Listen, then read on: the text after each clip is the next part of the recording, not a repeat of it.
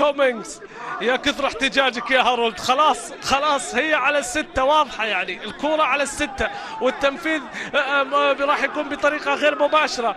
راح نشوف الآن الفرصة. حكم المباراة شوف كم أخذنا تقريبا دقيقتين واحنا يعني، وهو يوجه كرة خطيرة لأخضرنا سامي وسالم، وكنو الكرة إلى سالم أبعدت. 5 اللي لعبها أخضرنا هنا في العاصمة الإماراتية أبو ظبي، وفي انتظار ختام مبارياتنا الودية اللي راح تكون في الرياض. حذاري من الأخطاء يا عويس. كرة تبعد من ناصر ومعها تنتهي المباراة في آخر لحظات أخضرنا هنا في معسكر في أبو ظبي في انتظار معسكر الرياضي هيرفي رينارد قائي منتخب